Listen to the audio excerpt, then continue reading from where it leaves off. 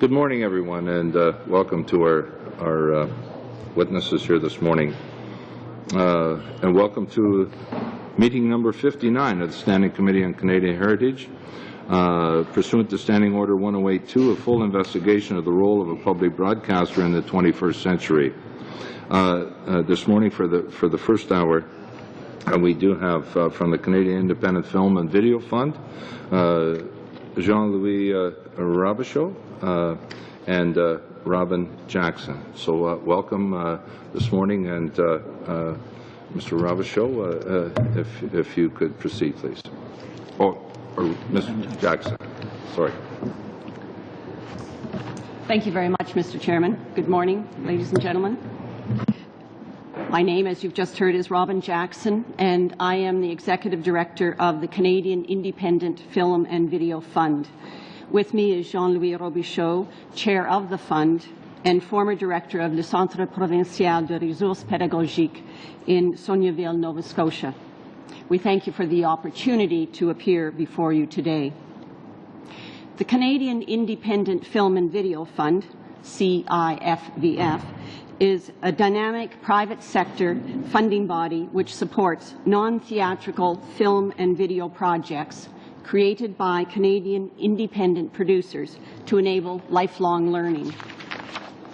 The fund provides financial assistance to documentaries, educational and informational films and videos, and has also supported new media projects. These programs are destined for use in the educational sector, kindergarten to university, museums, film festivals, libraries, health services, community groups, cultural and social services, on educational and specialty television, on airlines, cruise ships, and in the business, home video, and new media markets. Since 1991, the CIFVF has provided $17.9 million of funding to 900 projects, covering a vast variety of subjects and using a variety of formats, including documentary, docudrama, drama, animation, and training instructional. In managing its financial allocations for funding to independent producers, the CIFVF strives to ensure that 1/3 of the funding available is designated to assist original French language productions, and approximately 2/3 of the funding is allocated to original English language projects. Educational and informational production activity is carried out in all parts of Canada, and the CIFVF makes every attempt to encourage and support productions originating from all regions. To that end, the CIFVF endeavours to ensure that 1/5 of the monies available at each deadline is allocated to projects originating from each of the following regions: Atlantic and Northern Canada, Quebec, Ontario, the Prairies, and British Columbia. Please note that the CIFVF is providing responses today to only certain issues raised by the Standing Committee on Canadian Heritage on the role of the CBC. Le Fonds canadien de film et de... The CIFVF believes that there is a role for the CBC in the 21st century. Canada's public broadcasters should offer high-quality, distinctive Canadian programming that would not otherwise find a broadcast outlet. It should not be offering programs intended to attract mass audiences in competition with private broadcasters. We believe that CBC must make a greater commitment to Canadian documentary programming, as well as Canadian theatrical features, including long-form documentaries. CBC Television's commitment to high-quality Canadian content should be realized through a strengthened relationship with the independent production sector. To this end, the public broadcaster should serve as a model for other broadcasters by engaging in fair and equitable business practices with respect to contract terms. This means paying adequate license fees, not requiring unduly lengthy license terms, and sharing equitably in rights exploitation. The CIFVF is of the opinion that the legislative mandate of the CBC is still valid. We see little merit in the committee's question as to whether or not stronger partnerships should be forged between the corporation and private broadcasters. We believe that private broadcasters are too commercially driven to espouse the goals of the CBC.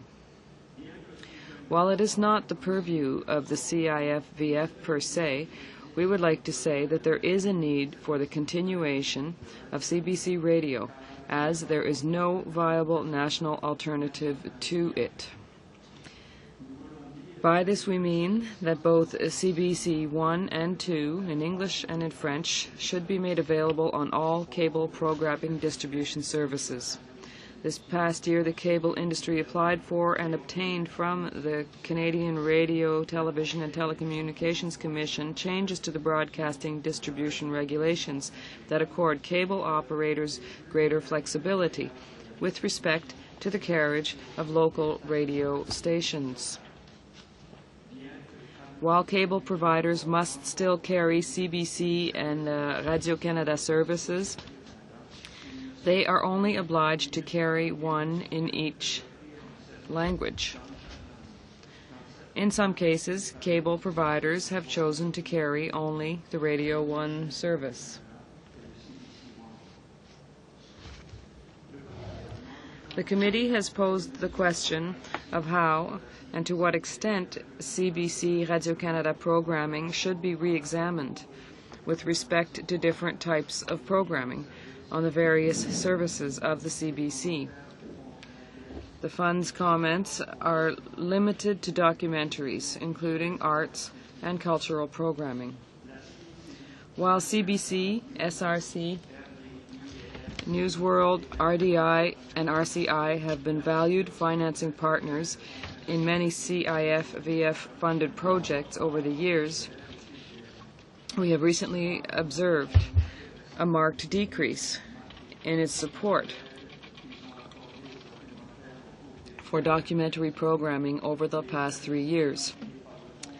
Our statistics indicate that CBC participation in CIFVF-funded projects has declined from greater than 1 in 3, 35.7% in 2004, to less than 1 in 4, 23.9% in 2005, and now to less than 1 in 5, 19.1% in 2006.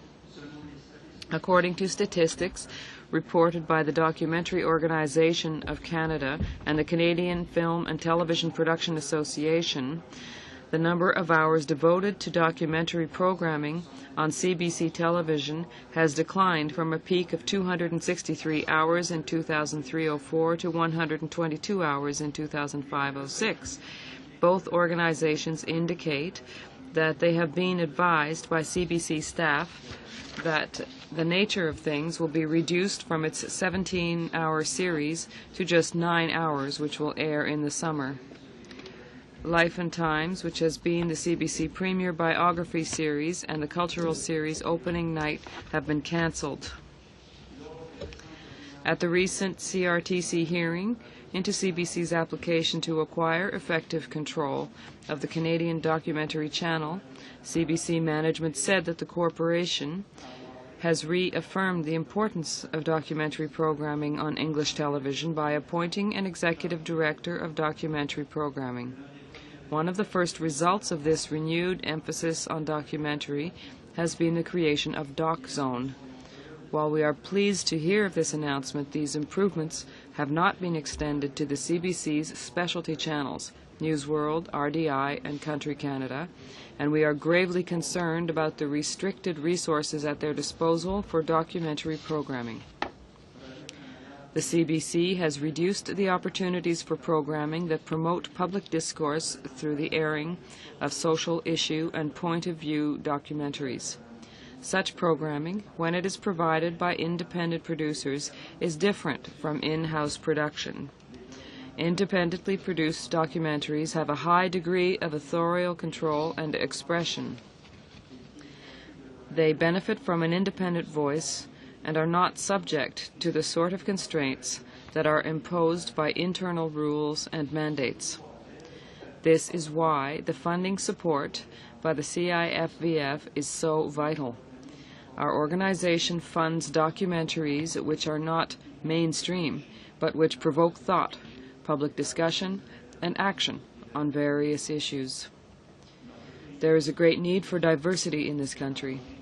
Given the CBC's mandate to contribute to shared national consciousness and identity, the CIFVF believes that Canada's public broadcaster should be responding to this need by broadcasting these types of documentaries. The documentary channel has been one of the few broadcasters in Canada which has provided airtime for programs on social issues and point-of-view documentaries. The CIFVF sincerely hopes that, if the CRTC approves the CBC's application to take effective control of the documentary channel, the channel will continue to play this important social role.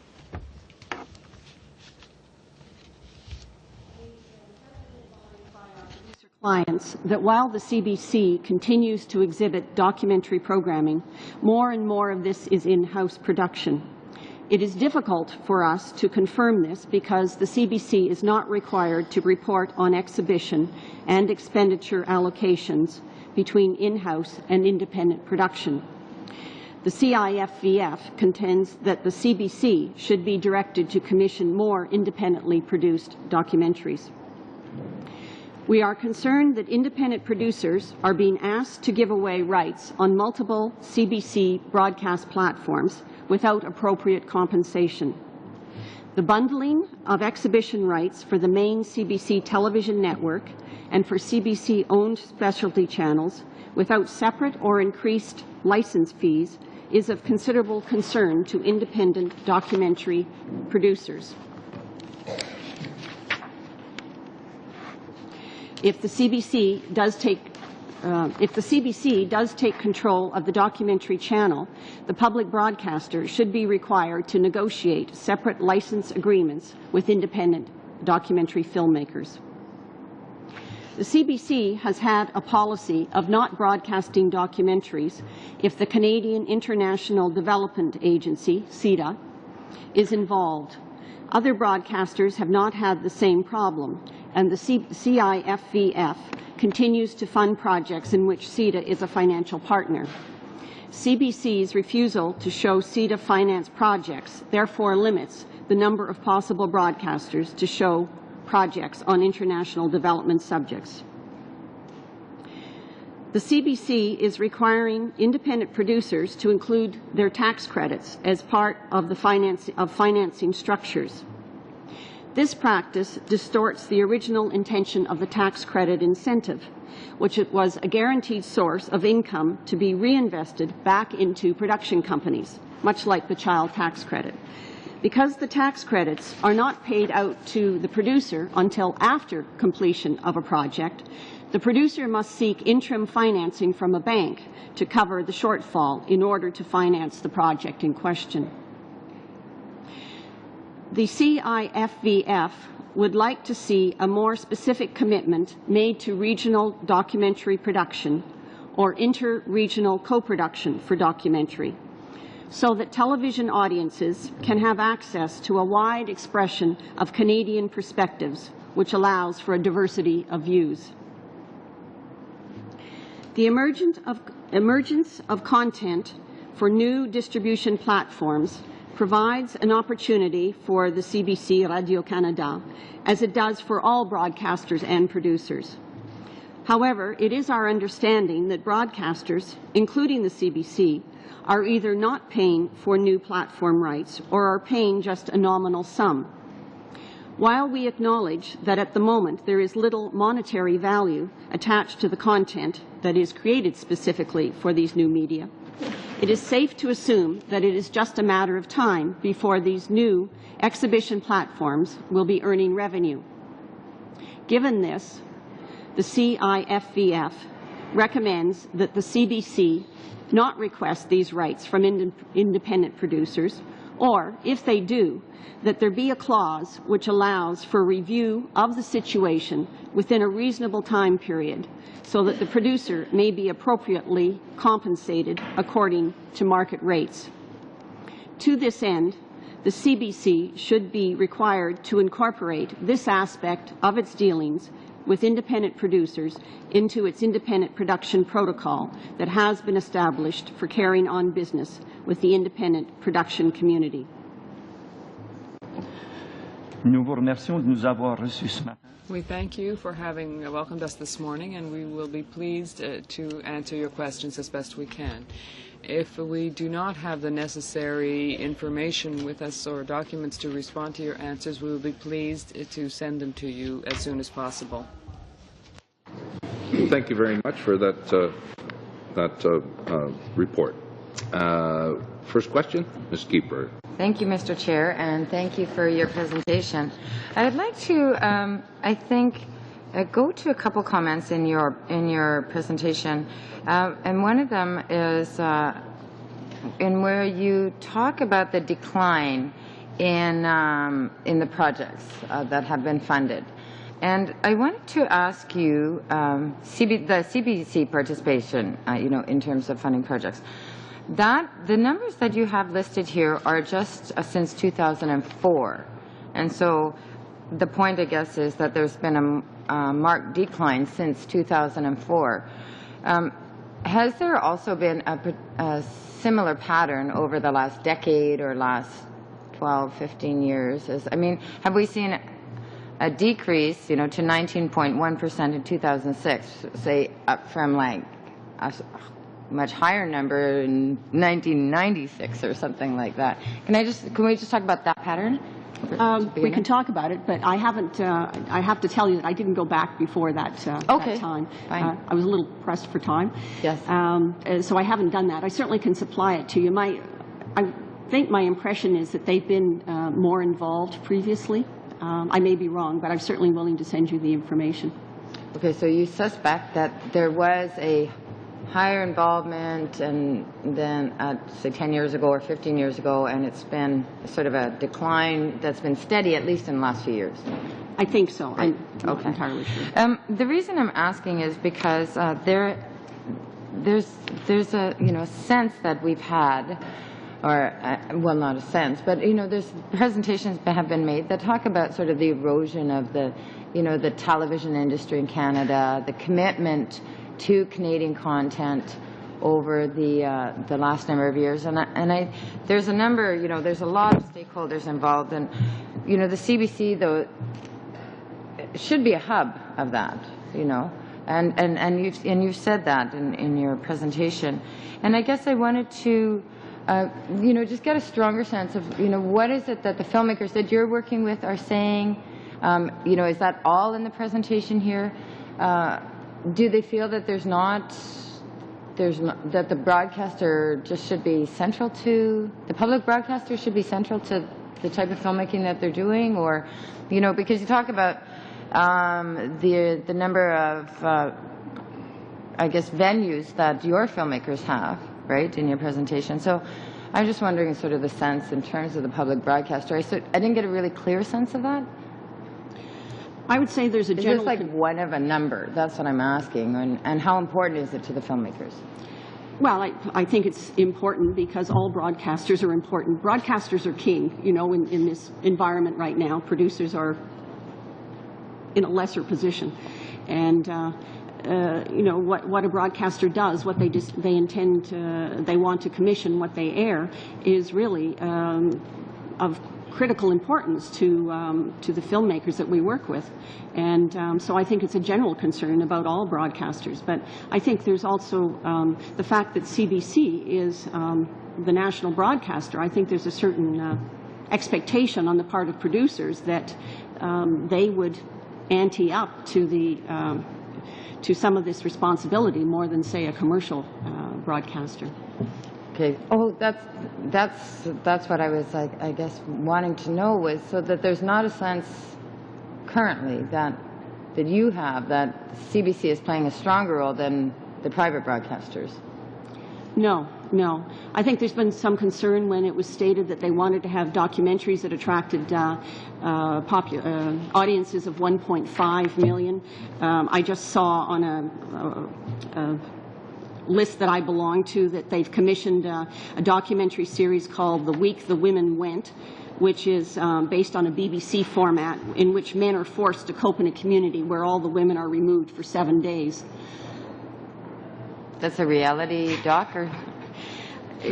I'm not saying anything about this other than I don't know that this is really, the kind of thing that our filmmakers want to make. Our filmmakers are very dedicated to social issues, to examining issues of real content in this country, and I'm not sure that, this will knock off a number of other documentaries that won't get shown by the CBC. Well, I was a little surprised in your presentation when you talk about the the passionate eye has a decreased presence, and Life and Times has been canceled, and so these sort of cancellations or downsizing in terms of the series, very successful, I assumed were successful CBC series. That again, this is another indicator that we have in terms of this kind of shift in Canadian television. But are you hopeful about the new documentary channel or that relationship? But the documentary channel, as you know, has been really not a pioneer, but they've really been the channel where independents have gone and have been very hopeful. They've done some very interesting things. They've been a leader in documentaries.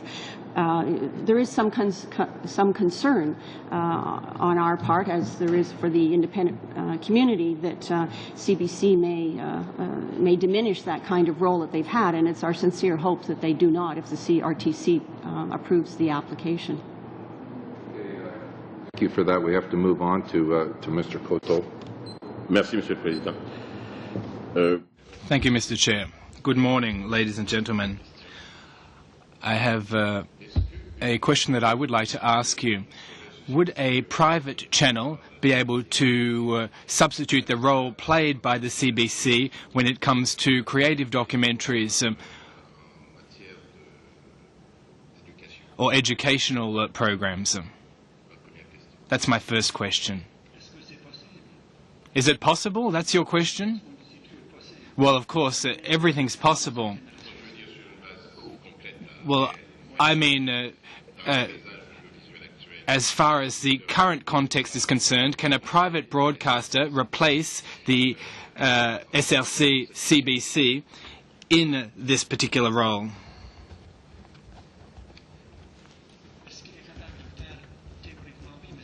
Theoretically, it is possible, but this is CBC's role. You say theoretically, but in practical terms, do they actually play this role? Well, let me come back to what my colleague said.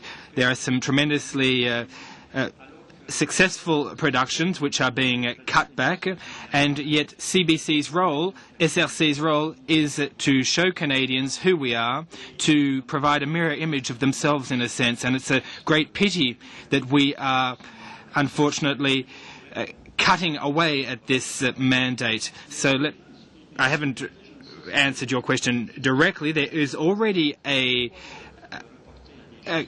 government channel which plays this role. Why would we give an independent channel this role? That's the point I'd like to make.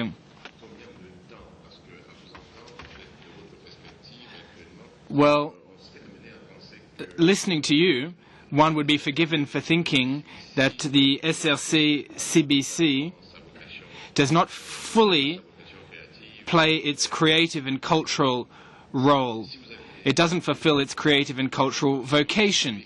If you had any specific recommendations to make in order to improve this situation, what would they be? Would you like to answer that?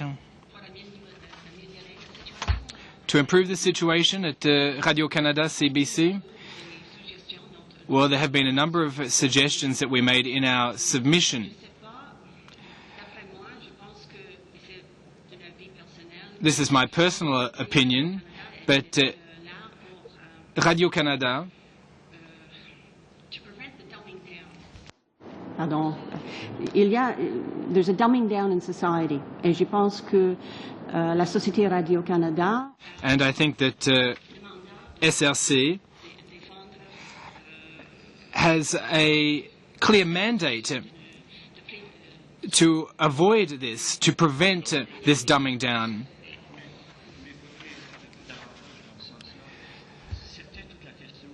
Well, along the same lines, we're talking about freedom of expression that producers enjoy when they make programs that may be of interest to Canadians.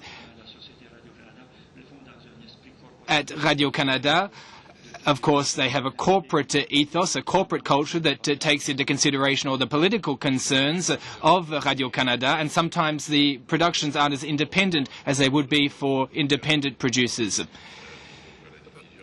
Well, when it comes to independent producers using emerging technologies on new platforms, they're told that they don't have access to these technologies. I'm sure that this is not only the case in Radio-Canada CBC, it probably holds true for the private market. What would you propose in order to hammer out a fair agreement between broadcasters and independent producers with respect to these platforms? You're talking about the new platforms, are you? Well, that's a tough question you've asked me.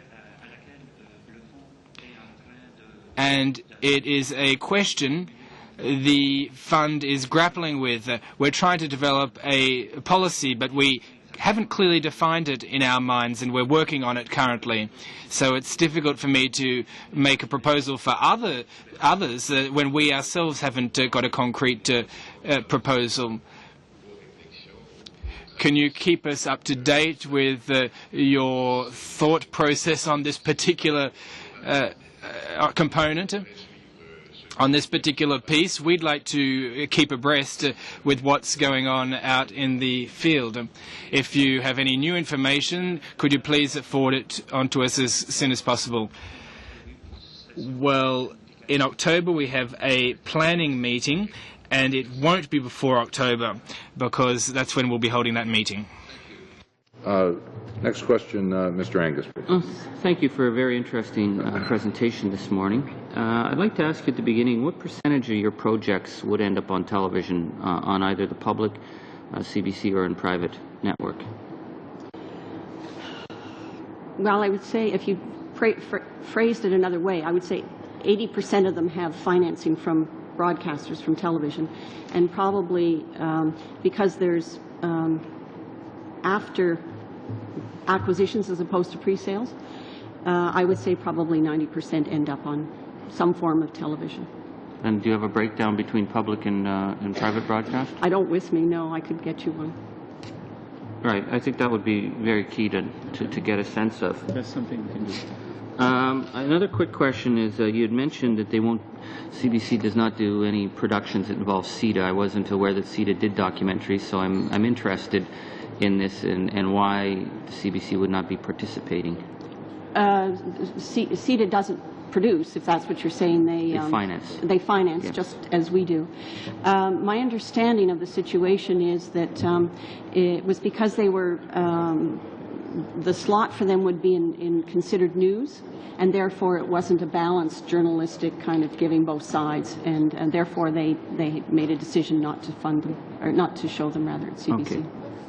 One of the perspectives that has come out here is that we have our national broadcaster attempting to chase the ratings game in a losing battle, and running after reality TV or whatever else we have to compete with in order to get that. And meanwhile, we have an excellent set of resources for doing production. We have telefilm, we have the CITVF, we have the Canadian Television Fund, we have the National Film Board, and the suggestion has been made that with all these resources we could fund one major public broadcaster, whether they distribute it on the documentary channel or on their main channel.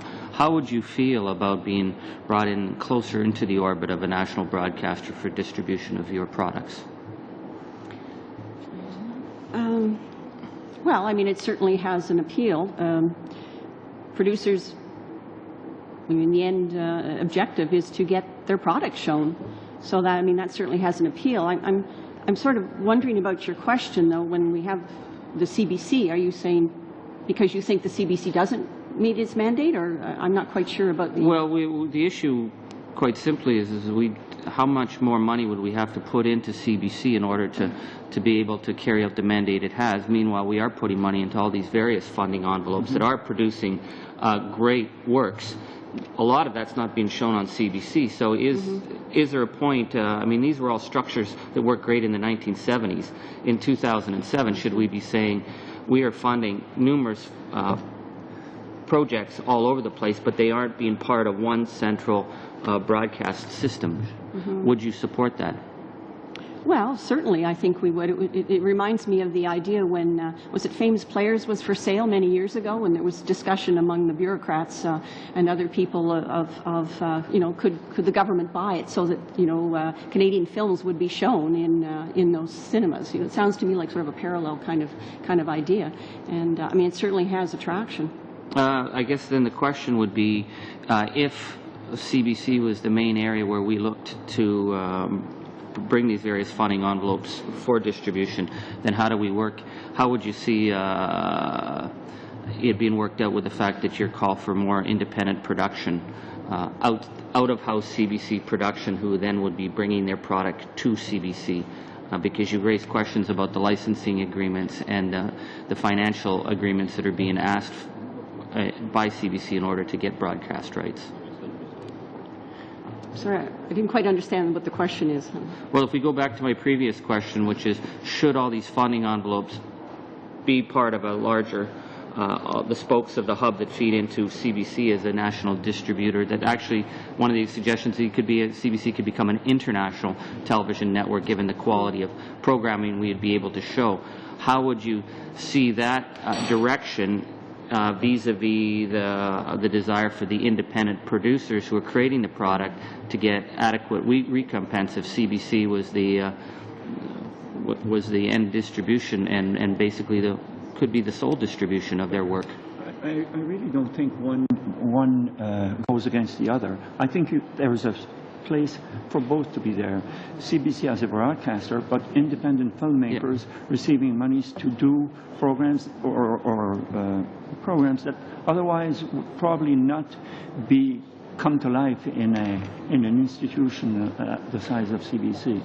There is more room for independent thought. I mean, I don't think one contradicts the other. No, and I also think that the thought of having just one or two commissioning editors at the CBC, you know, they tend to like only certain programs. I mean, people are human, and commissioning editors tend to, you know, favor certain filmmakers or certain types of projects. You know, if that was the only game in town, I think we're advocating diversity, and I think that just as we say there shouldn't be one funding source, there shouldn't be solely one exhibition outlet. Much as your idea has some attraction, there is a negative side to it in terms of you know, the types of projects that the CBC might not want. Where does that producer go? Now, I know that brings up an issue of whether the producer should be making the project in the first place, but it also speaks to the issue of diversity and expression, freedom of expression of opinion and viewpoints. Well, I guess just as a quick, just so I'm clear on the record, I think we recognize the role of independent producers and think it is very valuable. I just wanted to clarify whether or not there's a way of writing the agreements, or whether we do need to have other sources in order for it to have good competition in terms of the cultural market. Okay, thank you. Mr. Fast. Thank you, Mr. Chair, and thank you for coming. I was a little surprised that you couldn't answer Mr. Angus's question as to what percentage of your projects are actually shown on CBC. You have absolutely no idea what percentage that might be? I went at it from the point of view of what's financed. So, I mean, if it's financed, it's pretty well the same thing. You know, if it's financed, it's going to show on CBC. Well, you television. finance productions, correct? And I think your evidence... We finance productions, right, yes. and your evidence was that 80%, perhaps even 90%, are shown on TV, somewhere on TV. Yes. But you have no idea of that 90%, what percentage would be shown on CBC? No, I didn't go at it that way, but I can. Well, that's really important because this is a CBC mandate review. We're trying to get to the bottom of what's required to continue to sustain CBC and perhaps make it more robust. And it's that kind of information that we need. So if you could bring that back to the committee. Yeah. I went back over some of your testimony, and I think in general terms, you're against broad collaboration with private broadcasters. I think you said that early on, because I believe you feel that they have divergent goals. You've also said that you oppose CBC trying to appeal to a mass market. You've stated that you'd like to have more of a focus on niche markets and a focus on high-quality programming that otherwise might not be shown. Which brings me to the question, which is again the commercialization of CBC. Commercial. You've suggested that CBC focus in on activities that might not generate as much advertising revenues. And there's been two schools of thoughts presented at this table. One is CBC should get out of the advertising business altogether, perhaps follow the radio model as opposed to English and French television. There are those that believe that we're into advertising now. If you want to maintain a robust CBC, you're going to have to maintain those advertising revenues and perhaps even top them up with more government funding. Your suggestion seems to be that we should be weaning CBC from reliance on commercial advertising. Am I correct in reading between the lines?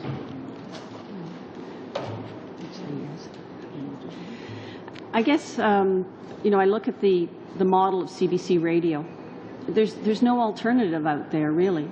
It's head and shoulders above any other type of radio in this country. And I guess I wonder why we can't do that on the television side.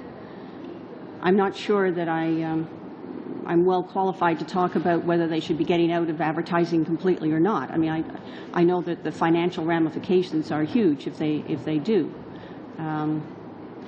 But I do wonder about what drives them, the type of... I think there's a direct connection between the type of programming that they're putting on the air and their advertising considerations.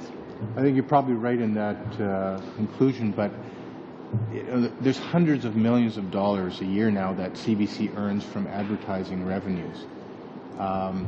And, you know, we were in Winnipeg probably a month or so ago, and we had some of the writers giving testimony. We had assumed that they would like to see CBC move away from commercial revenue. And their response was, no, hold it. There's so much money now coming from advertising revenues. If we take that away, we don't believe the government is in a position to replace that advertising and, of course, top it up to boot. So the commercial model, they felt, is in place. It's now going to have to stay there. But their appeal was for additional government funding. And I suppose the direction you've been going with your presentation, of course, is, listen, in an ideal world, we should have less advertising on CBC. And some of the activities you want CBC to refocus on are likely going to generate less revenues. So is it your suggestion that these advertising revenues should be replaced with government funding?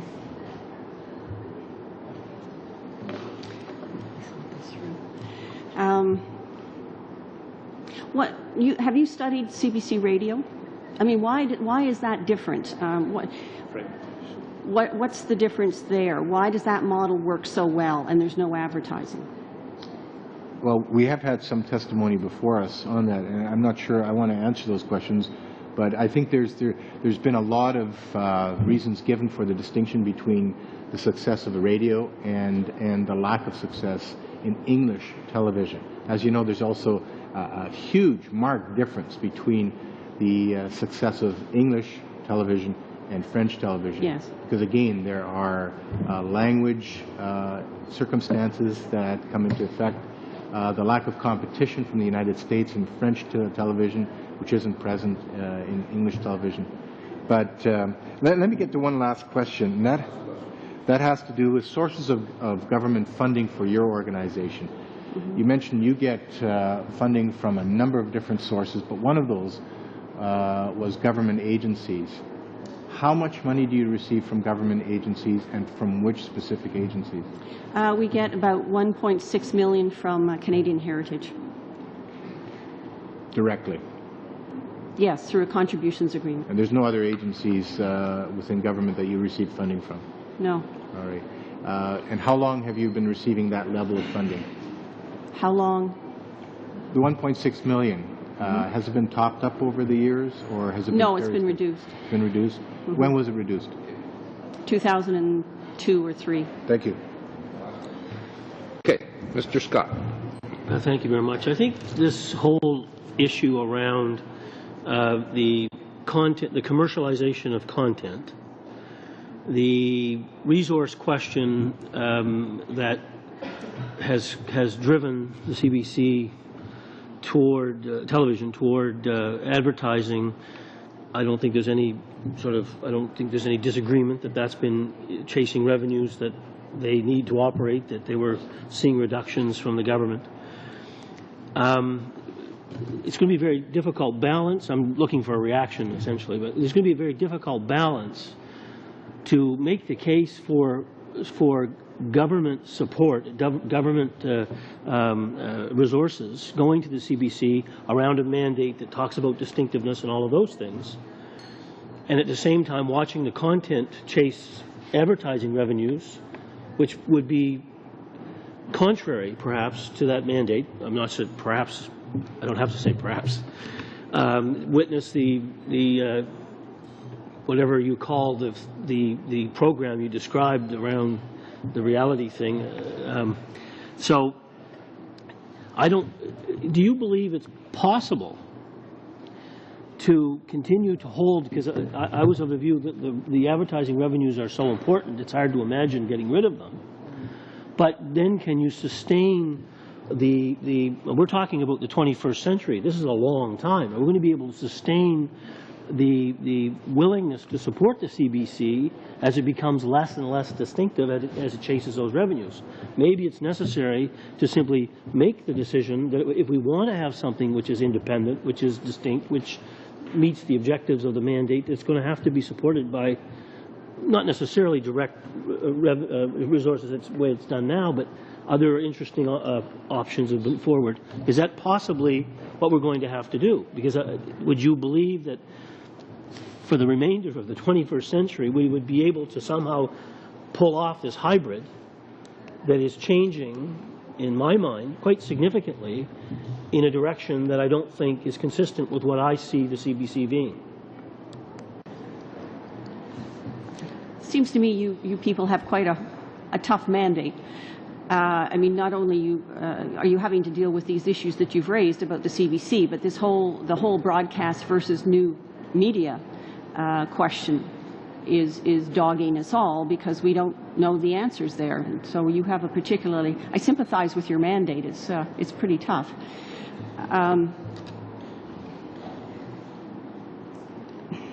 I don't know what to say. I mean, to be honest, I haven't thought a lot about this. I like the idea that you talk about, having something that is independent, that shows things that are,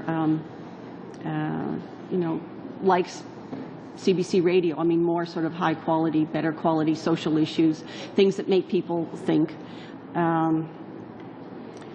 The funding issue, I acknowledge is a problem. There's no clear answer. I mean, this idea you've suggested is quite interesting, though. I think it bears examination.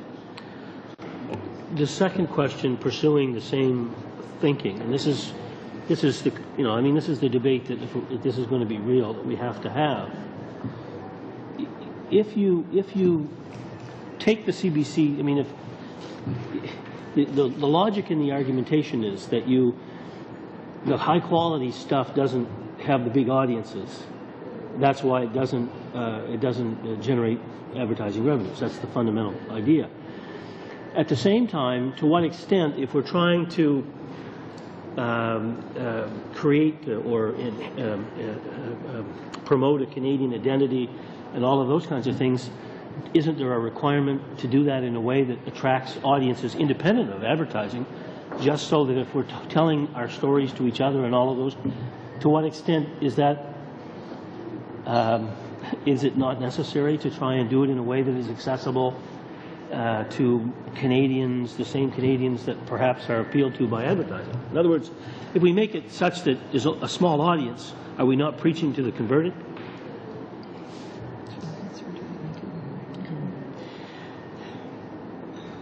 I guess I really think that CBC has a mandate, is our hope to give us the material that helps show us who we are as Canadians, that allows that discourse. Again, I talk about CBC Radio. I think it really does do those kind of things, and it is it's a model in that respect. And otherwise, what's the point of doing this? I mean, it could be just another private station, and again, I don't have any answers on how you finance it, but I really think it's a conundrum that question has to be posed. Thank you for that, Mr. Coteau. Merci, Monsieur le Président.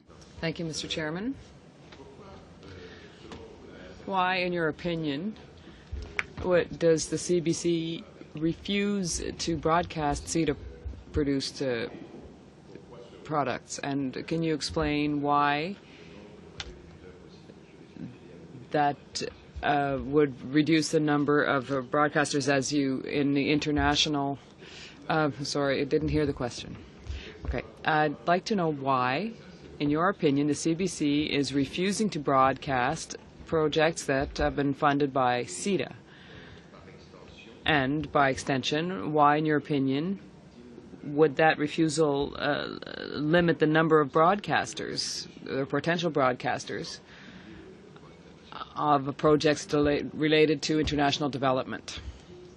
Well, as I explained, there is a policy on news, and I think that there is no balance really in the subjects that CETA funds. So there's a problem because of that. Well, when you say balance, what do you mean? Well, balance of perspectives, of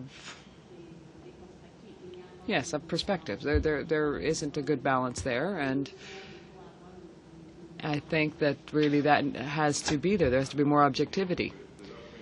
So objectivity. So from their perspective, there's really a distorted view in the subjects that CETA is funding.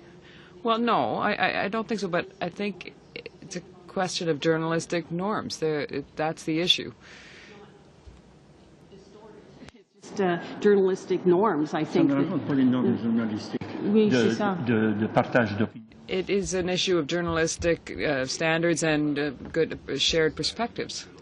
So you're saying that limits the number of potential broadcasters for the airing of programs on international issues. So why has this refusal come to be? And does that not limit the number of other potential broadcasters? So can you just clarify that for me?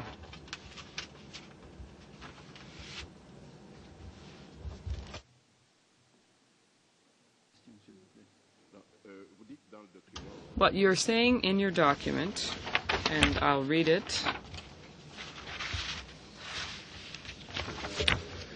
that the CBC has had a policy of not broadcasting documentaries if the Canadian International Development Agency is involved. Other broadcasters have not had the same problem. And The fund continues to fund projects in which CETA is a financial partner. CBC's refusal, and this is the second question I'm asking, to show CETA finance projects therefore limits the number of possible broadcasts to broadcast projects on international development subjects. So is it only CETA that is excluding this for itself, or are there other refusals? No, it's just the CBC. It's not the other broadcasters. And in your opinion, that's a negative thing. Well, it is negative for the producers, in fact, because it's an issue of having another means of airing the programs. Well, I understand what you're saying, but if the CBC is defending the objectivity of these programs, well, CETA, for all practical purposes, is funded by the Canadian government. And they brought to present a broad perspective of issues to people. So it's part of the mandate, is it not, to contribute to a shared consciousness and national identity. So we're wondering how these two things fit together. Well, yes, their mandate is also to inform, and they should have a certain objectivity. But it's a good subject. It's a good point that you have raised here. Do I have any time left? No, I don't. Thank you, Mr. Chairman. You talked about the non-competition of the CBC and Radio-Canada versus what happens with the private broadcasters. In light of fragmentation, etc., do you feel that it is really viable without considering that there should be an increase in the funding, the public funding of the CBC? The Radio-Canada and the CBC? Well, it's not just an issue of funding. It is an issue of fulfilling the mandate they've been given. Well, no, but do you think they're going to disappear because of the competition and the fragmentation of the market? Do you think concentrating on their mandate is enough to ensure their viability? I'm playing the devil's advocate here. Yes, I'm finding it quite difficult to answer. Thank you. Mr. Chairman, thank you very much for coming in this morning. We appreciate your being here this morning. There's a couple of questions that I want to ask, I guess, but I should just I guess, confess to begin with that I believe that CBC has an important role to play in terms of preserving our national unity. So that's just a personal belief of mine, and something that I think you'd find some consensus throughout the country in certain areas, but maybe not all areas. So I come to this in a little bit of a different perspective maybe than others, but also a perspective that I think CBC has an important role to play in terms of preserving national unity. So when you say in your testimony it should not, speaking of CBC, it should not be offering programs intended to attract mass audience in competition with private broadcasters, I have to ask the question, if Canadians are all taxpayers are paying for this program, why are we not attempting to attract them, and what is it exactly that and what target audience are you specifically going after? I think that there was some comment in terms of, we're preaching to the converted, we're trying to attract a certain audience which maybe already has a strong national unity sense. So I'm just wondering who exactly your organization and you believe that CBC should be attracting, and why not the rest?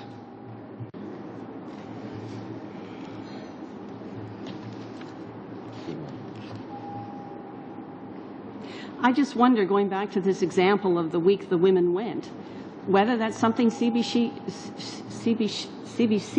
should be spending their money and time on, whether that shouldn't be done by the private sector, by the private broadcasters. I take your point about you know, everybody pays into the CBC, and you know, maybe it's a question of trying to seek a better balance of things that are geared towards national identity, trying to keep the level of discourse at a certain level. I don't know, but it just seems to me that it's like we all pay for education, but not all of us have kids. I don't know. I mean, I take some exception to that, because if we don't all have kids, we were all at one point educated, or for the most part, all Canadians took advantage of the public school system. So it's a little bit different when we're looking at the mass, the mass it's for the common fragmentation of the television audience right now. And if we're not aiming to attract more than what currently, and we're seeing a downward trend in terms of the audience, that is the percentage of Canadians that are watching CBC. So if we aren't trying to reverse that trend, and yet we're still asking taxpayers to increasingly give more, I think that there's an issue here in terms of we're asking Canadians to give more, but we're giving less back. And I think that's the paradigm that we're all trying to grapple with here around the table, is how I strongly believe that we have to either have a CBC that all Canadians can have some affiliation with, and I'm not saying that they have to watch it all the time, but I'm saying every Canadian should have some desire to watch it at some point. You know, and so that's the question: is how can we? And maybe it's just maybe I have to change my thinking in terms of believing that CBC is not or should not be for all people. But I'm not willing to concede that as of yet, unless you can give me an argument as to why that should be. Again, I go back to CBC Radio. I don't know why that's working, and nobody's complaining about that. Yeah, I think there's reasons for that, and I think fragmentation is one of the reasons. And as we're looking at new medias, we're seeing a major assault on CBC Radio in terms of with satellite radio. We're seeing I mean, and I'm just talking about what I'm just a layperson in terms of I'm not a stats type person, but I do listen to my constituents, and more I hear people are getting satellite radio, and there's competition for you know, because currently CBC is the only talk radio station that's provided in my area, but now with satellite radio there's major competition, and I'm just wondering how we preserve the audience share, or preserve the necessity for CBC period in this increased fragmented world. And I think if we don't start to identify ways that we can bring more audience to CBC, then we're in real trouble. Are you talking about the content or the distribution platforms? I'm not sure they're necessarily the same. Well, they may not be, but I think what we have to do, I think content is the first thing that will drive people to access whatever platform is available. We'll have to end with that. Our time's up. I thank our witnesses this morning for your answers and for your presentation. So we'll recess for just a couple of minutes to get our next witnesses ready.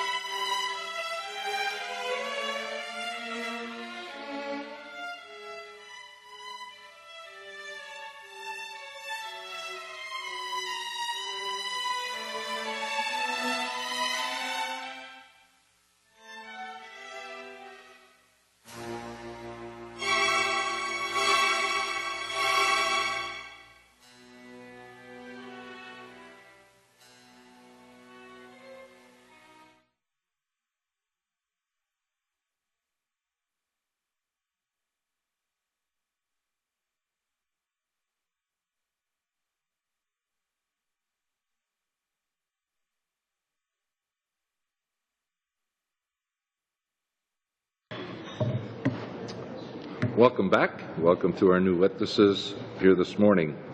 And I do understand that you do have a point presentation that is going to be done, so I welcome, and you'll have to bear with me. I'm a unilingual person, but I'm trying. So from the Association de Radio Diffuseurs Communautaires de Québec, National Campus and Community Radio Association, and the Alliance de Radio Communautaires du Canada. Welcome to those to your groups, and I welcome the person or whoever is going to make the presentation first. Okay, thank you.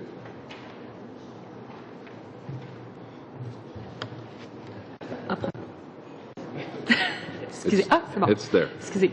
Alors, premièrement, on tient à se présenter. First, we'd like to introduce the three associations. I represent the Association des radios communautaires du Québec. This association had its inception in 1979. It's an association for which the mission is to promote community radio. It has 30 radio stations that it represents throughout Quebec, from one end to the other of the province. We're in 17 administrative regions throughout Quebec. There are also 500,000 listeners that we have across Quebec, 22,000 members in total, 230 employees that work at these radio stations, 1,500 volunteers that work each and every year with our programming. There is a turnover or sales figures of over $10 million. Last year we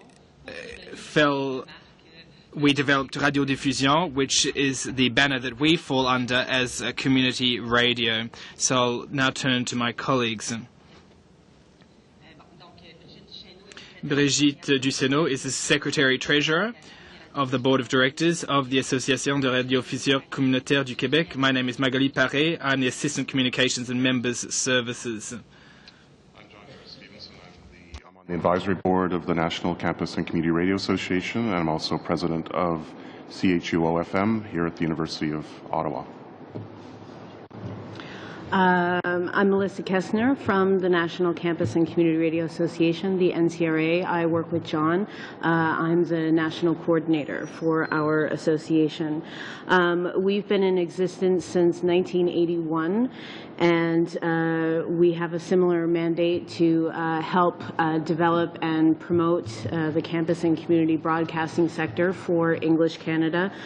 Currently, we have about 47 members in our association. They represent campus-based stations as well as community stations. We also have small closed-circuit stations as well as native stations and one internet-only broadcaster at the moment.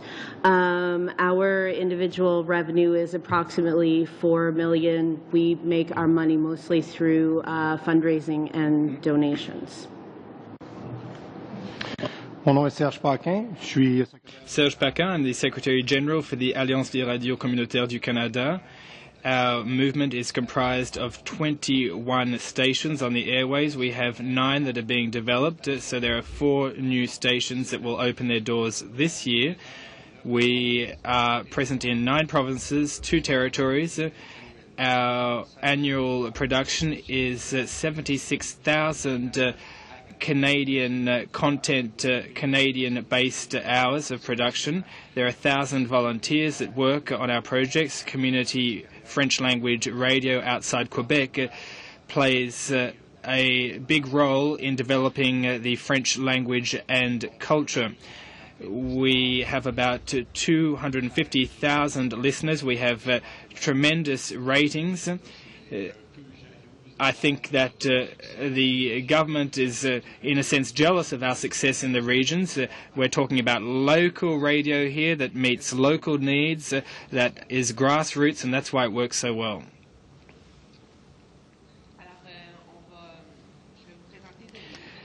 Now I'm going to talk about the various topics that I wanted to address today. I'll give you an overview of our sector. There are 3 associations that fall under the one banner that work on common goals. So now I'll be talking about community radio throughout Canada, especially in relation to SLC CBC. We particularly care about the Community Radio Fund. Landscape is having really 2 monoliths that are sometimes in opposition to one another, one being commercial radio and the other being CBC Radio Canada. But the legislation that defines broadcasting system in Canada actually defines 3 components: public, private, and community. Private radio, as you know, is broadcasting for profit. The aim of commercial outlets is to provide popular programming that attracts an audience. Therefore, commercial broadcasters are often as answerable to the businesses that advertise with them as with audiences or regulators. Music and information programming of private radio is typically directed toward entertainment, and that makes economic sense for them. Public radio, on the other hand, is a form of public service broadcasting, and it's intended to serve diverse needs of a listening public on the national level. The competition in which CBC should be engaged is in good programming rather than numbers, with quality as a prime concern. Public broadcasting, particularly in Canada, is geographically universal. That means that broadcasts are available nationwide with no exceptions.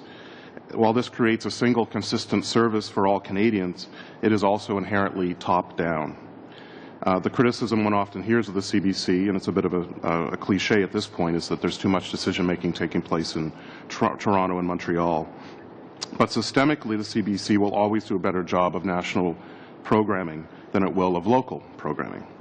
This is where local and community media, the 3rd sector of the broadcasting system, powered by people, comes in. Community radio is inherently bottom-up. While having a mandate in many ways similar to public broadcasting, community radio is even more clearly a public service broadcaster with a 2-fold mission of social and cultural development while providing essential local information and entertainment programming. The Broadcasting Act speaks specifically of this community mandate when it talks about diversity, drawing upon local resources, educational and community programming, and reflecting particular needs of linguistic minorities across the country. We believe that each of these elements has a place in the broadcasting system, and there are sound economic reasons to support non-commercial broadcasting in Canada.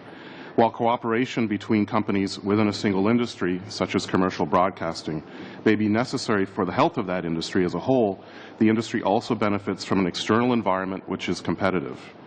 Non-commercial broadcasting contributes to this environment by providing creative innovation and identifying new potential marketplaces. We believe that commercial and public radio are stronger if the community radio sector is also strong.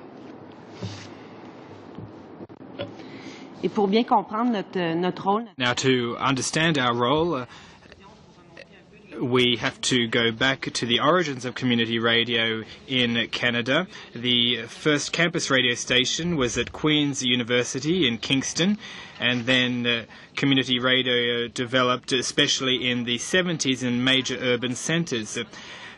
Given the social changes in the 70s. There were community stations that popped up in Montreal, Quebec City, Ottawa, and also in Vancouver.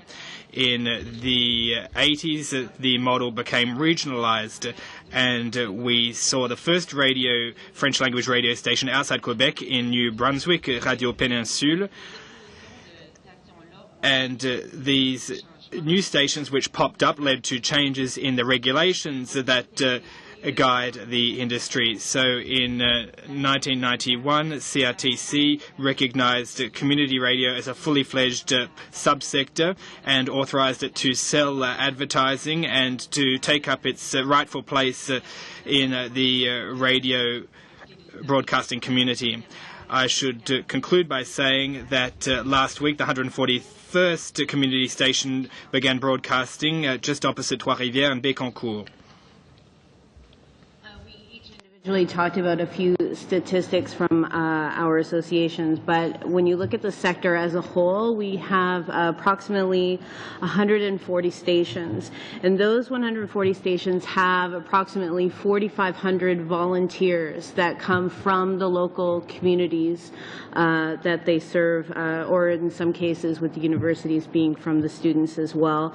And the stations are run by approximately 500 staff people from across the country. And in terms of programming, we have approximately 6,200 different radio programs per week, which means tens of thousands of hours of local produced programming on our stations, and not only in English and French as well. We have more than 40 different languages that are spoken on our stations. La prochaine diaporama est The next slide focuses on the CRTC definition. I won't read it in full, but what's important as a take-home message is that we're all non-profit organisations. Community and campus radio stations belong to the communities that are responsible for their management, for their programming, and for their operation. So we're talking about a social, economic and cultural development tool for these communities. We have a very diversified mandate. It's really tough with the limited means that we have to meet the community's needs, the community groups' needs in relation to musical tastes, for example. So we're forced to play a whole lot of different styles of music, so that we try to cater to all our listeners. So we face that constraint from a musical content standpoint. We have a very community mandate. You can see that in the CRTC definition, but unfortunately Radio-Canada has been unsuccessful in producing community radio, and in some remote French-speaking regions they have trouble getting high enough ratings.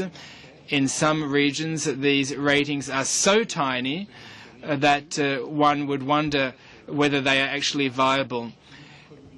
There's been an attempt by Radio-Canada to have a more community-based approach, but I think that the community radio mandate is very different to the public radio mandate, and I think we need to understand and respect that difference. Nevertheless, Radio-Canada is investing money in very local coverage, and that's our station's mandate at this time.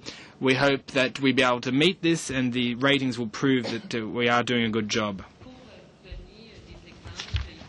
Now, let me now turn to some examples of radio stations throughout Canada. The first one is CKIA on the top of the slide. This is a community radio station in Quebec City in the Lower Town region, which has a fairly wide coverage. This radio station's inception was 25 years ago. There are about 150 volunteers working there.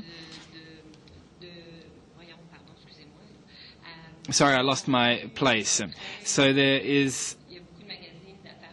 are a lot of public affairs programs on this radio station. There's a morning program which covers political current events. There's a lot of airtime devoted to local community issues. There's also a lot of world music played, emerging music. We try and play things that we don't hear on commercial radio stations, so that's our overall mandate. We also want to support citizenship participation. We want to ensure that there's cultural diversity, and we put a major focus on local grassroots production. This component of the radio world has changed a lot over the recent years, so there's a lot of introspection. the radio station has changed over the recent years. It's become more multicultural, especially given the waves of immigration over the past years. So their content is more multicultural than it used to be. That gives you an idea of some urban radio stations. Now, our association has chosen CKJM. It's a cooperative in Chéticamp. We have 50% of our members that are incorporated as co-ops. This radio station transformed the lives of the people living in Chéticamp. This is a revolution. Before CKJM arrived on the scene, people didn't listen to French language radio. They were isolated. Chéticamp is in Cap-Breton, near the Cabot Trail. It's a very small region where French has been spoken for the past 400 years. It is a remote, isolated region which has a lot of fishermen and fishers that live there. It's also a tourist region. And of course, this radio station transformed the lives of the people living in Chéticamp. We discovered French local talent.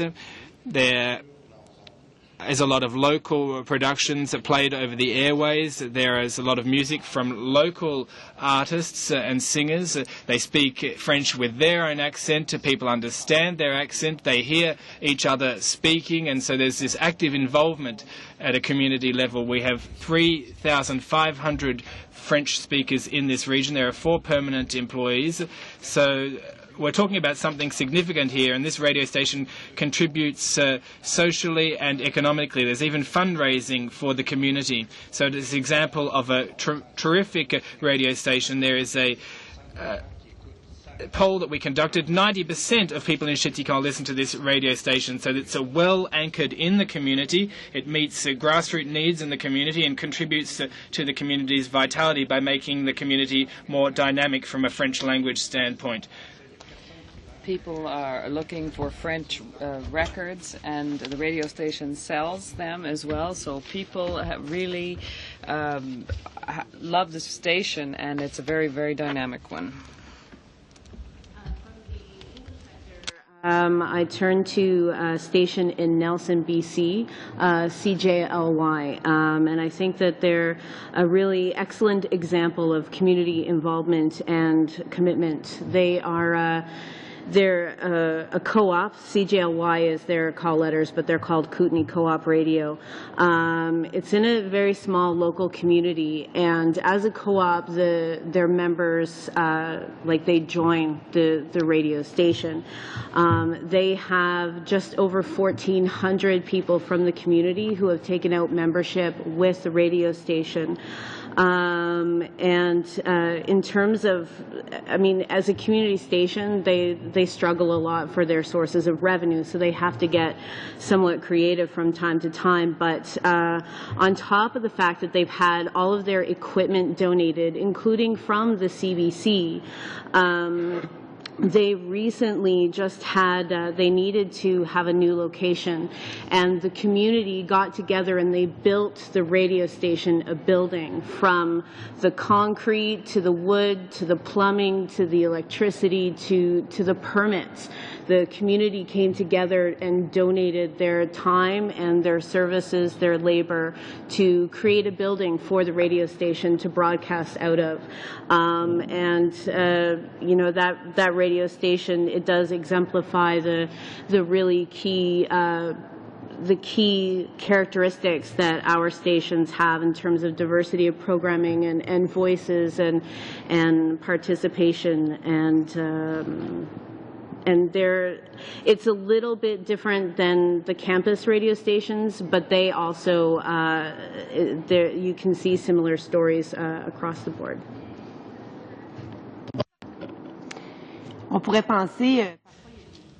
At times there are certain prejudices that people have, and people think that community radio is some kind of 1960s thing, but that's not true, because there's a real boom in community radio in Canada now. There are projects plans for stations across the country, and our analysis or reading of the situation is that the concentration of media ownership has caused really the loss of an important local source of news, in the same sense that the cutbacks at CBC in the 70s and 90s rather closed certain local off services. So that created needs for local information, and that's why since the end of the 1990s, the early years of this century, we've seen great dynamism in our sector.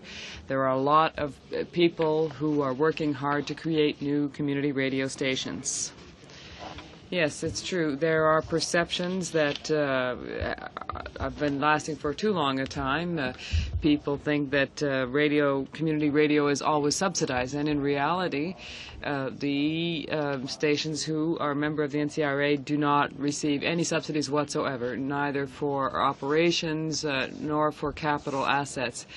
The Arc of Canada stations benefit from the official languages programs only to the tune of 50% for capital assets. So that means that the community has to go out and find the other 50% in order to set up their radio stations. And that's why it takes 7 to 8 years to set up a station.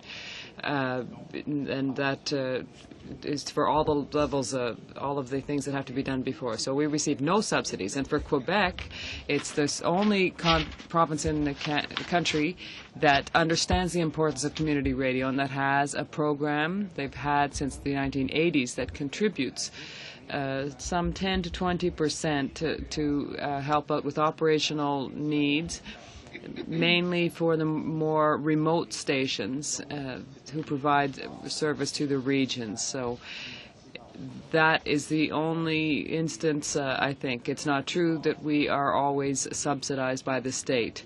The great majority of community radio stations every year have to do fundraising in order to make ends meet. So those are the important issues now. This is the third element of public broadcasting in Canada, and our government is not helping out with that third component at all. The government invests everything in the public broadcaster, the CBC, without at all supporting the third sector, the third component of this, which is playing a most important role for Canada's sovereignty and for our culture. So I think it's high time that the government realize that this third component has huge contributions to make in broadcasting in Canada. Policy in a global perspective, Canada is the exception rather than the rule when it comes to how it approaches non-commercial radio. The countries that appear on the slide there and several other industrialized countries have a more consistent approach to non-commercial media. That is, they don't make a clear regulatory distinction between public media on one extreme and community media on the other. They see them all as non-commercial media and as contributing something important to the broadcasting system. And while I could go through any of those countries and explain how they fund community media in their own way, the United States is of particular interest because in the United States, as you're probably aware, there are two separate entities that are the prime movers in non-commercial media. One is the Corporation for Public Broadcasting, which is the funding mechanism, and the separate organization for radio is National Public Radio. That's the main provider of content to radio stations. So the situation you have, because there are no clear regulatory distinctions between community and public, is that you may have a station in Denver, like WGNU, which receives about 15% of its revenue from the Corporation for Public Broadcasting, yet broadcasts no national public radio programming whatsoever. It identifies itself as independent community radio, yet because of their local service imperative, they receive funding through this mechanism. On the other extreme is WGBH in Boston, which I think some of you get on cable in different parts of the country. They describe themselves clearly as public radio, and their schedule is made up almost completely of national public radio and other public radio programming. But they receive a similar proportion of CBB funding. So the separation in Canada, this false false dichotomy, I suppose, between the two sectors is a bit artificial. And the United States, just as a particular example, they support nearly 800 stations with Corporation for Public Broadcasting, rural, urban, ethnic, all sorts of different formats.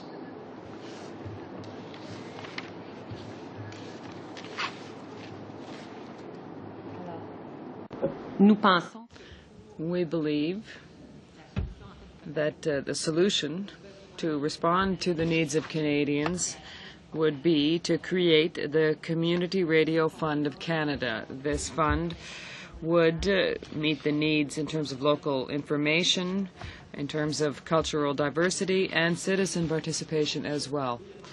The mission and mandate of this fund would be to help local community and news to realize its full potential, to be fully funded, dynamic, independent, and accessible.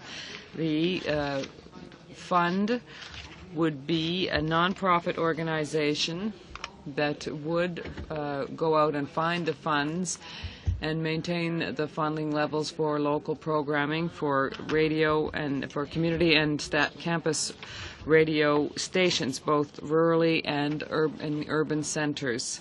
So this has been designed, this fund, so that it will maintain its independence and so that people will have confidence in their transparency and accountability for what it is that we hope to set up with this fund.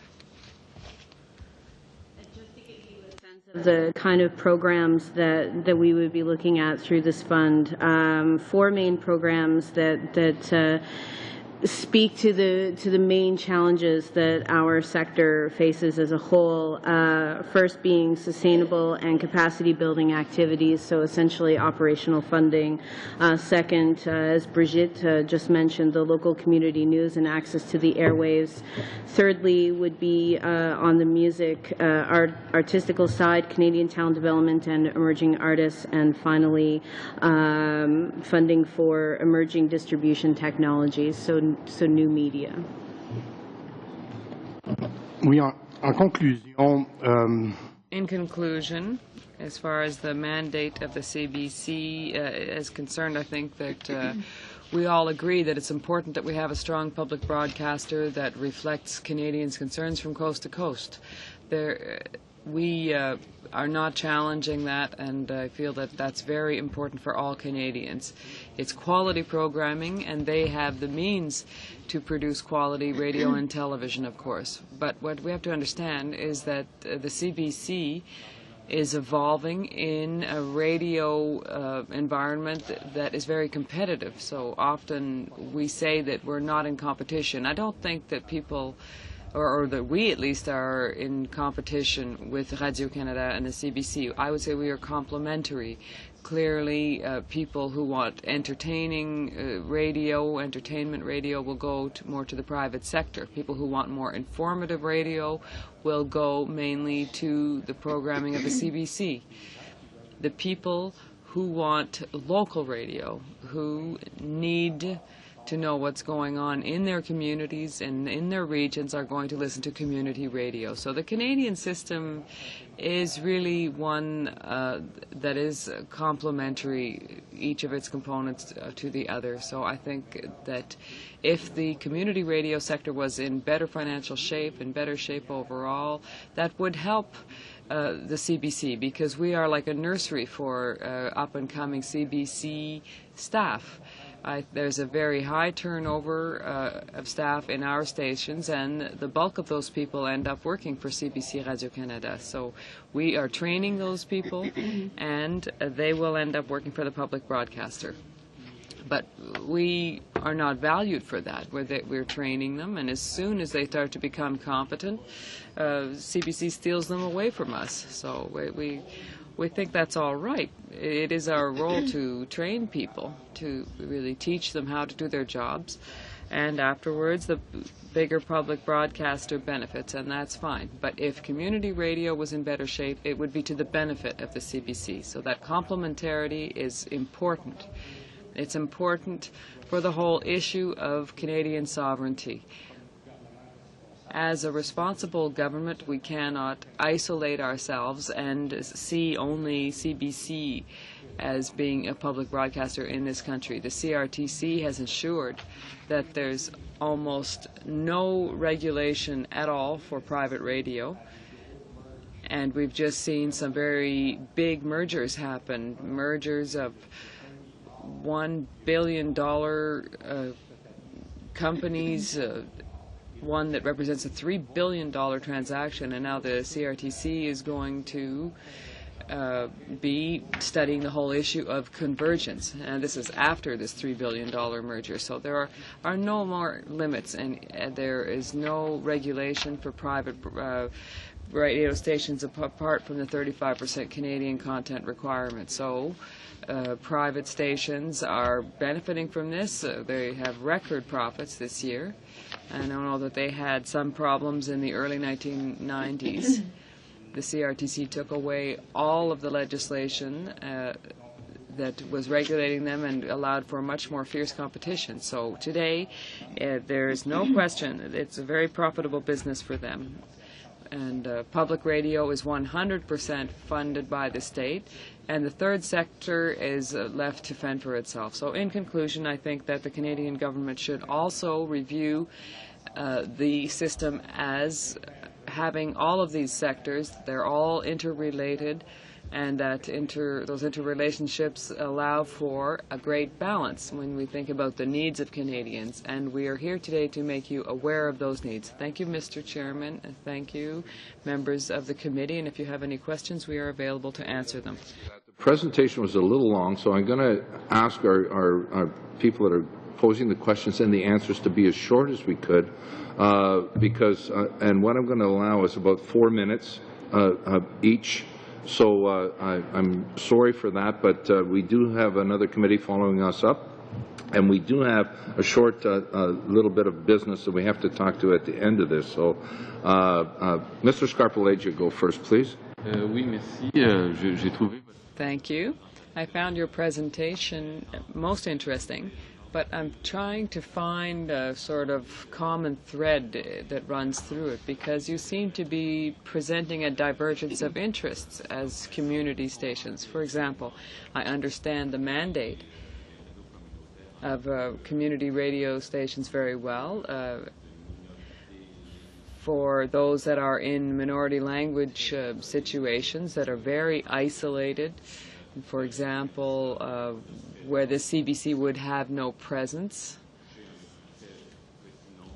and you're reaching out to a very small number of people, but you also represent urban community, as in the case of the lower town in Quebec, and campus radio stations in the universities. So I imagine that you all have a fairly wide range in terms of your ratings. For university radio, for example, are there a lot of people that listen to that? Because I'm thinking in the Basseville, the lower town of Quebec City, how many people would be listening to this community radio station, given the choice that exists for them.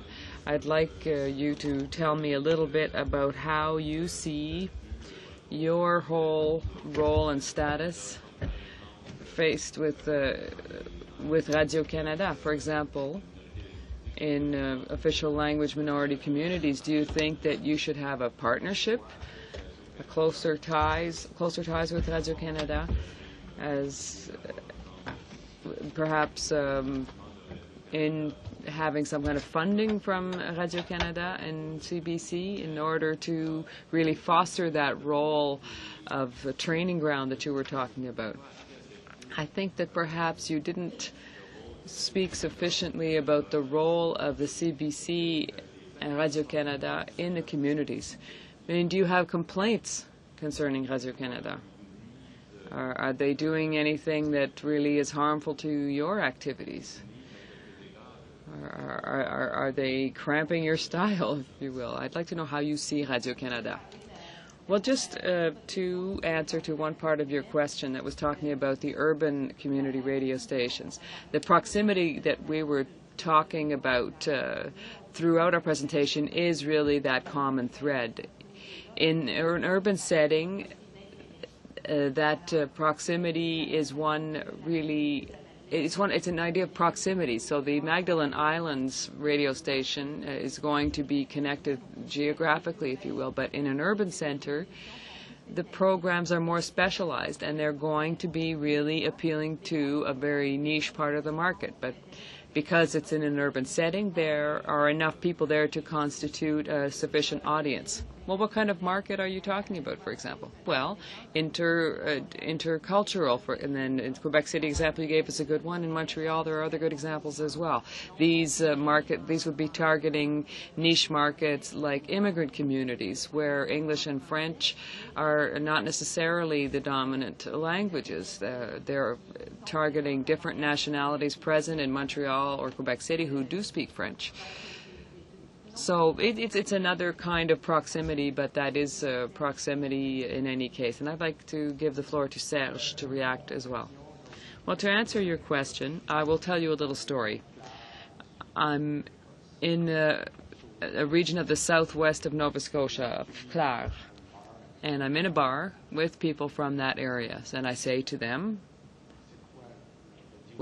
what radio stations do you listen to?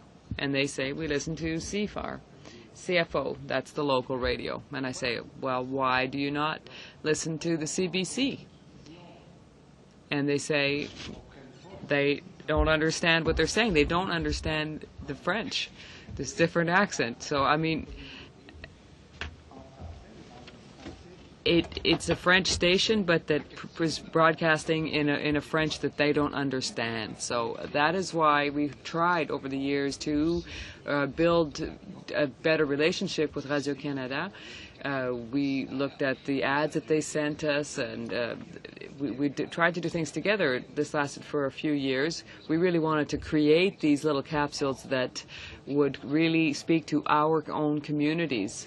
But unfortunately, this partnership fell apart because the CBC didn't have any money to do that sort of thing. So beyond that, the CBC is really an ivory tower. The decisions are all made in Montreal in terms of the French services in any case, and it's absolutely impenetrable. There are all kinds of union problems. It's not in their mandate to go out and help community radio stations. It's not their job. So partnerships, there are almost none that exist anymore. So I'm not saying that they're not doing a good job. I think they do a great job, and they have the means to do so. But when you're talking about addressing programming to a small minority, if they keep just talking about efficiency and effectiveness and performance, well, if your audience is just a few people, some dozens of people, you have to change the formula. So the question was a little long, and the answers were really good, but let's try and keep them a little shorter, please, Ms. Bourgeois. Merci, Monsieur le Président. On va essayer de faire ça vite. Alors. Thank you, Mr. Chair. I'll try and be concise. I have a couple of questions that I'd like to ask all at once.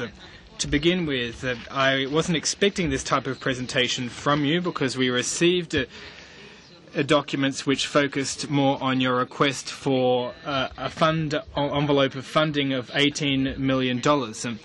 Now, the members of this committee went to a number of regions in Canada, and what we took away from this was that SRC CBC was working very well, that people were listening to this radio station, that it was working well, except in particular communities where French speakers were fighting for the survival of their particular community French language radio stations. So I found your presentation very interesting because you have sketched out a potential solution with respect to local radio, which people are asking for in these communities. So maybe you will be able to meet a lot of local needs, needs that local residents are asking you for. Now, what about in English-speaking provinces? Are people calling on you? And what about French language-speaking communities outside Quebec that don't have the services that they need, that, like you, also need funding. And here's my last question, Mr. Chair. You wanted to meet Bev Oda, who denied you the opportunity to meet with her. I'd like to know why. What was this all about? It's time to speak up. We're in a committee meeting here. Well, to be frank, and I'll make a caveat here, when you travel you often meet the elite, people that are involved in the Francophone vitality communities. So you don't meet everyday people. Of course, these people listen to Radio-Canada, but look at the ratings in Nova Scotia. They speak for themselves. There's nothing to hide here. In Montreal, Radio-Canada is working very well. They have tremendous ratings, but as soon as you go to the regions, well, in Moncton, for example, they have 3% rating. The community radio station, CJSE, has 54% total rating. It's the best, has the highest ratings, including Anglophone radio stations. So there are 9 communities currently that like to set up their radio stations. It's a long process. They need 50% funding, and they need to conduct fundraising each and every year. There's even greater demand in the West. And the Francophone community in Western Canada is not as strong, and it is dispersed throughout the region. But of course, it takes a lot of effort over 6, 7 or 8 years to set up a radio station. But as soon as you go on the airways, of course, then you've got the other problem of being profitable.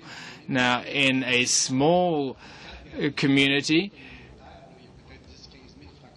well, in Calgary, for example, you might have 10,000 French speakers, but there's no French-speaking particular neighborhood, so it's very difficult to get people listening. It's quite straightforward. In the time that I've been involved in community radio in Canada, it's probably about 20 years, there's been no meetings with the minister between community radio representatives and the minister. That's never taken place. Our sector has gone through a number of transformations. We're going through another one. We feel that the minister should meet with representatives of the main sectors of media in Canada, and that hasn't taken place. And to be fair, it didn't take place with the last government either. Elle a dit qu'elle ne pouvait pas nous rencontrer parce qu'elle n'avait pas de programme. She said she couldn't meet us because she had no program to meet our demands. That was her answer, but we're asking for a program to be developed, as it turns out. We carry on now with Mr. Angus. Je vous remercie pour votre présentation ce matin. Je dois faire. I'd like to thank you for your presentation this morning. I'm going to make a statement here. I like campus and community radio. I believe that you play a unique role in the development of new talent. Glory Day stories, Mr. Speaker, but I'm going to indulge myself with the 3 minutes I have left. When I was 18 and I went on the road with a band, and we played all these little islands of music events, and the only places we could play were places that had community radio because nobody else played new music.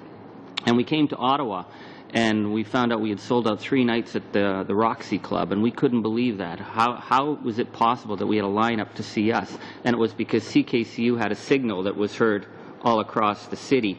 And on the 3rd night, because there was so many people coming to see us because this radio station had promoted us, the DJ from the big rock station came to see us. And he came backstage, and that was in the days when the big, the Chums and the Shams were like these giant edifices that never touched new music. And he said how much he loved our band, and this was fantastic. And I said, so then why don't you play us? And he says, oh, you don't understand. He says, our radio station is for people who don't like music. He said, it's not in our mandate to play, basically, he said, interesting music. So my question is simple.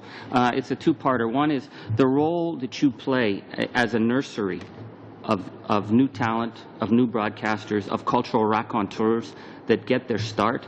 What role you have in that and the role that you have in relations with CBC? And secondly, now that we do have the internet and MySpace and other forms that are also acting as a cultural nursery, is that an opportunity for your industry, or is it a challenge, a threat? I remember when you went through Halifax back in the early 80s. Yes. And I remember the posters being up, so I was involved at that point, and that's what drew me to CKDU in Halifax was I couldn't get jazz anywhere. I couldn't even get rock music anywhere. And that's a role that community radio has played since the 1970s. People hear a band that they like, and because they have a program, they have a power to put that on the air. And it's that risk-taking that allows new talent to be discovered. When I was at CKDU in Halifax, Sarah McLachlan was a concert, her first concert with her first band, which was this techno-pop band. We promoted at the radio station. We incubated her career, we incubated Sloan's career, and there's stories all across Canada of that happening. It continues to happen.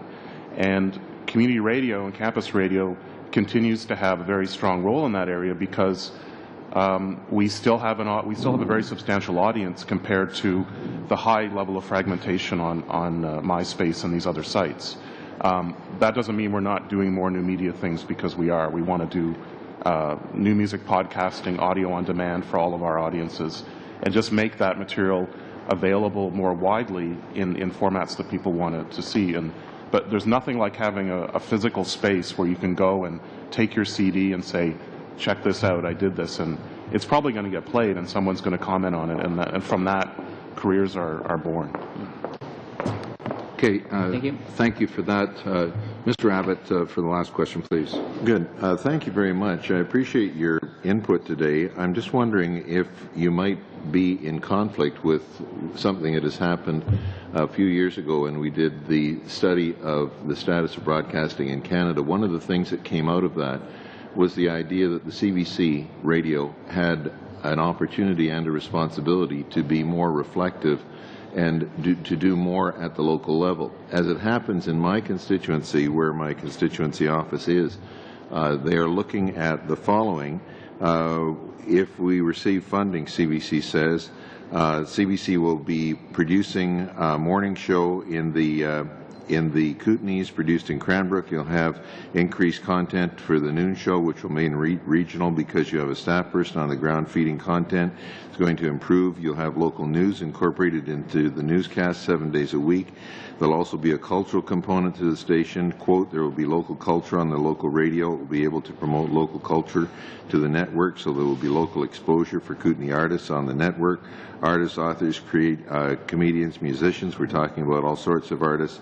They're looking for $25 million to make this happen across Canada, not just for that. But it strikes me that what the CBC has done, to their credit, is to respond positively to direction of that report, the so-called Lincoln Report, are moving forward. And it strikes me from everything that you've said today that, in fact, what they are doing is responding to what you say you're responding to. I think that there is some head-on conflict here, and I wonder if you'd help us resolve that appearance of conflict.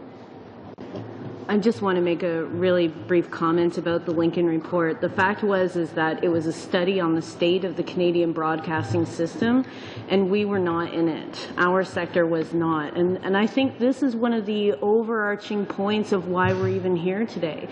We came and approached this committee to ask for a similar review of the campus and community radio sector, and we were told that that probably wouldn't happen, and so we needed to come and speak to here. So, and likewise with the Lincoln Report, with being excluded from that, but there still being the need for more local and more community content, it's only natural that you know, coming out of that report, it would seem that it would fall to the CBC. And that's great that the CBC is looking at doing other things in that area, but what about the stations that are already doing it there? I mean, you're talking about increasing the content, the local content for that station, when you've got at least 2 radio stations in the Kootenays, one that's just developing in Castlegar, I believe. I might be wrong about that. But they're already doing that, and all of the programming is local, and they don't have somebody regional that's feeding information to somebody else. It's just all done by the people that are in the local community. And I just think, had the Lincoln Report really included us more, I think that those roles would have been a little bit more clearly defined. Would I be wrong in suggesting that you wouldn't really be in favor of this expansion of CBC Radio into local broadcasting? I think that any service extended to people in rural areas and remote areas or cultural communities, I think that has to be encouraged. The issue that we would have is when the CBC goes into an area or serves a community. And I think of, as a different example, Radio 3, which is broadcasting primarily independent Canadian artists. It's one of the satellite channels on Sirius Canada. This is a station where this is a service that is nearly identical to a campus radio station in terms of its format and sound. Yet taxpayers' dollars are going into that to create a service that already exists all across the country in most cities and many smaller communities. I think it's a reality that CBC cannot go into every rural area that could support a community radio station. The area that I'm from in Nova Scotia, there's a small village called Tatamagouche. It's not even close to Pictou, really. It's about 1,000 people. They would like to have a community radio station. They'll never get served by CBC. So there has to be accommodation for both things. Thank you. I'm sorry. Any other comments that would like to be made to anyone around this table? Please send them directly to that person. But we have to have about a 1-minute break here. The next committee is already coming in, so and I do have a little bit of business we have to do. Thank you very much for your presentation this morning.